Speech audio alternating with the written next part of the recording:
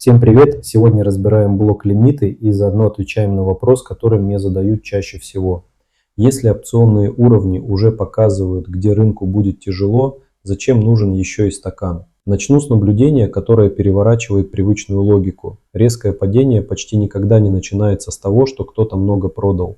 Оно начинается с того, что стало некому купить. Разберем, почему это так. Сперва главное различие, из которого следует все остальное. Опционная стенка – это обязательство. Маркетмейкер продал контракты, у него открылась позиция, и хеджировать ее он обязан. Передумать нельзя, механика заставит действовать. Лимитная заявка – это намерение. Кто-то выставил заявку и ждет, но он никому ничего не должен. Секунда и заявки нет. И уровня тоже нет. Держите это различие в голове. Теперь коротко, что показывает стакан. Ниже цены стоят заявки на покупку, выше на продажу. Это ликвидность. Объем, который прямо сейчас готов принять чужую сделку. И вот ключевое. Цена движется не туда, где больше желающих. Цена движется туда, где меньше сопротивления. Плотная стена заявок над ценой, покупателю придется ее выкупать. Долго, дорого, часто безрезультатно. Пусто над ценой, тот же самый объем покупки унесет рынок на несколько процентов вверх. Объем один и тот же. Разница только в том, что было на пути. Теперь самое интересное, кто вообще наполняет стакан. Значительную часть заявок в стакане выставляет маркетмейкер. Кто это такой? Не злой гений, который охотится за вашими стопами. Это профессиональный участник, который держит двусторонние котировки одновременно и на покупку, и на продажу. Благодаря ему вы можете войти в позицию мгновенно, а не искать контрагента полчаса. Зарабатывает он на спреде, разница между ценой покупки и ценой продажи. Копейки с каждой сделки, но сделок очень много. А теперь ключевой момент всего ролика. Маркетмейкер не обязан стоять в стакане. Это его решение, а не повинность. Он держит заявки ровно до тех пор, пока риск этого стоит. И когда риск вырастает, перед выходом важной статистики, на всплеске волатильности, в момент неопределенности, он делает единственное разумное. Он убирает заявки. Не все и не сразу. Сначала уменьшает объем, потом отодвигает котировки дальше от цены, потом уходит совсем. Что происходит со стаканом в этот момент? Он худеет, спред расширяется. Уровни, которые еще 10 минут назад выглядели плотными, превращаются в тонкую полоску. Рынок при этом может стоять на месте. Цена не изменилась, новостей нет, внешне ничего не произошло. А потом приходит обычная продажа, не гигантская, совершенно рядовая по объему. И раньше она прошла бы незаметно, ее приняли бы стоящие в стакане заявки. Но их больше нет, и продавцу приходится опускаться все ниже в поисках того, кто вообще готов купить. Цена летит вниз. Вот что важно понять. Движение вызвало не эта продажа. Продажа была обычной. Движение вызвало то, что подготовилось раньше. Исчезновение ликвидности. Причина случилась до движения. И причина эта видимая. Именно поэтому в блоке есть история стакана.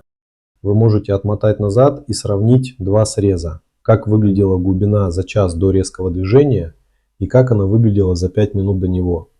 Разберите так десяток проливов на истории. Вы увидите один и тот же почерк. Сначала пустеет стакан, потом падает цена. Не наоборот. Это то, чего не покажет ни один индикатор на графике. Индикатор построен по цене, а значит он всегда узнает последним. Теперь про данные, потому что здесь есть проблема. Большинство инструментов берут стакан через публичный интерфейс биржи. И этот интерфейс отдает не всю глубину, а лишь ближайшую ее часть. Вы видите фрагмент и принимаете его за полную картину. Крупные скопления, стоящие дальше от цены, в такой выдаче просто отсутствуют. А именно они определяют движение на дистанции. Поэтому в основе блока лежит источник, отдающий глубину целиком. Разница не косметическая. Это разница между обрывком карты и картой. В блоке доступен выбор площадки. Спот Binance, фьючерсы Binance и спот Coinbase.